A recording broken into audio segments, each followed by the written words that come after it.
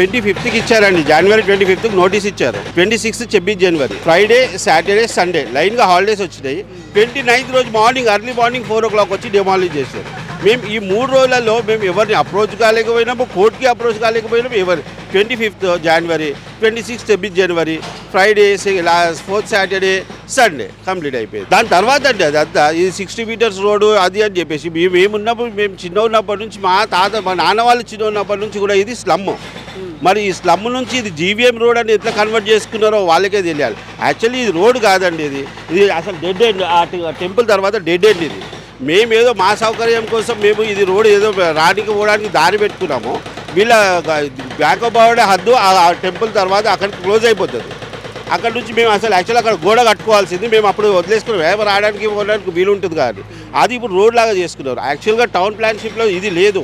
పక్కన 94లో మాస్టర్ ప్లాన్లో ఈ పక్కన దర్గా ఉంది. ఆ దర్గా లేని నుంచి స్ట్రైట్గా ఎల్ఐసి గ్రౌండ్ వరకు స్ట్రైట్ రోడ్ తీశారు. అది ఆ టౌన్ ప్లానింగ్ వాళ్ళతో వీళ్ళు మాట్లాడుకొని వాళ్ళ ఆస్తులకు ఇబ్బంది అవుతుంది అని చెప్పేసి ఆ ప్లాన్ని క్లోజ్ చేసుకొని ఇక్కడ ఈ రోడ్ ప్లాన్ని ఆ ప్లాన్ని ఇక్కడికి అమలు చేయించుకున్నారు. సార్ ఇప్పుడు ఏదైతే కార్యక్రమం జరుగుతుందో ఇది ప్రభుత్వ పరంగా జరగడం లేదు. వీళ్ళు పై అధికారులను ప్రలోభపెట్టి వాళ్ళ ద్వారా కింది అధికారులను భయపెట్టి ఆర్డర్ లేకుండా పోలీసు వాళ్ళ సహకారంతో మా మీద దౌర్జన్యం చేస్తున్నారు తప్ప ఇంకా వేరేం లేదు సార్. ఇది ప్రభుత్వ పరంగా జరుగుతుందో కాదు. ఎందుకంటే ప్రభుత్వం అభివృద్ధిని కోరుకుంటుంది, అరాచకాన్ని కాదు.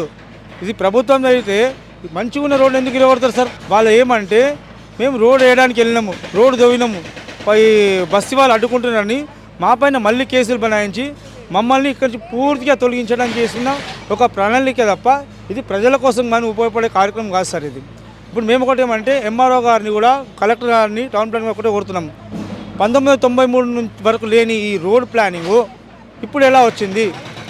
ఒక 43 మీటర్ల రోడ్డు వెడల్పు చేస్తే ఎవరికి లబ్ధి చెందుతుంది? ఒక రోడ్ అభివృద్ధి చెందితే దానికి 2 కిలోమీటర్ల రోడ్ లింక్ అయ్యి అది ప్రజలకు ఉపయోగపడుతుందంటే అది రోడ్డు ప్రణాళిక అంటే సార్. అది రోడ్డు ప్రణాళిక కాదు, ఇది దౌర్జన్యమే. ఇది ఆస్తులన్నీ పెంచుకోవడానికి చేస్తున్న దుర్మార్గపు చర్య ఇది. అంతేగాని ఇందులో ప్రభుత్వానికి ఎలాంటి భాగస్వామ్యం లేదు. ప్రభుత్వాన్ని కూడా వీళ్ళు ప్రలోభ పెడుతున్నారా, భయపెడుతున్నారా, వాళ్ళ స్థాయిలను బట్టి ఉపయోగించుకొని కింద అధికారులపైన ఒత్తిడిలు తెచ్చి సార్ కాంట్రాక్టర్కి ఎందుకు సార్ నోటీసులు వస్తాయి?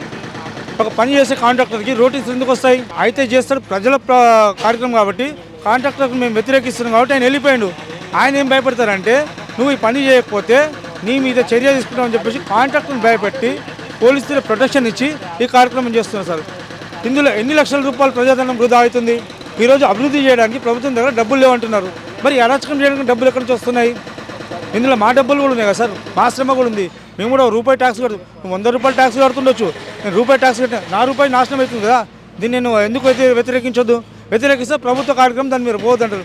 దీనికి ఆర్డర్ లేదు సార్. దీనికి ఈ రోడ్ ప్లాన్ అయితే చేస్తున్నారు, విడగొడుతున్నారు, ఇది ఆర్డర్ లేకుండా చేస్తున్నారు సార్. ఆయనకు అడిగితే ఆయన ఏమన్నాడంటే ఆర్డర్ లేవని వెళ్ళిపోయినాయన. వీళ్ళు ఏం చేశారంటే నీకేం కాదు మేము మీకు ప్రొటెక్షన్ ఇస్తామని చెప్పేసి పై అధికారులతో పోలీసులకు ఫోన్ చేపించి వాళ్ళ ప్రొటెక్షన్తో పని చేపిస్తున్నారు. ఇక్కడ వాళ్ళు కూడా చేయడానికి ఇంట్రెస్ట్ లేరు.